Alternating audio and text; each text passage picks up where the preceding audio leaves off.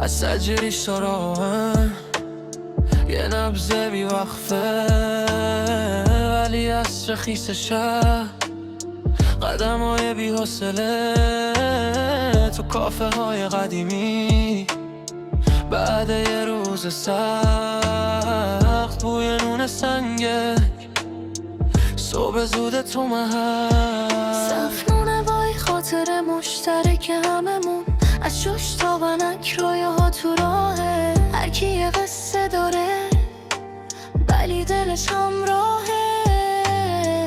بین برج میلاد و خونه های کوتاه، بین آسمون دوده و دلای صاف، ما یاد گرفتیم با شرمون کنار بیاد. با همه شلوغی و تشنایی، با همه زخم و هنوز زیبایی، نه فقط خیابون و چراغ، تهران آدماییه که صداش میاد. شبای پل طبیعت، دستای سر، نگاه به نورای شهر، بی حرف بی در، لاله زار خاموش، خاطره های دور.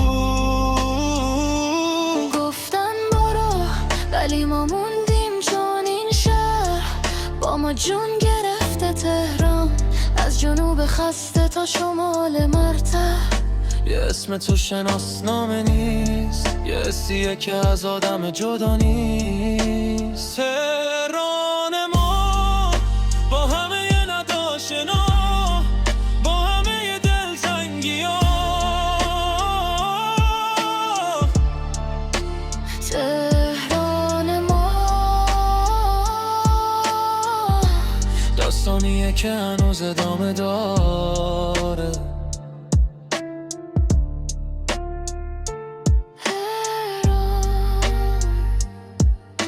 تا وقتیه که هنوز بهش امید داره. زنده میمونه.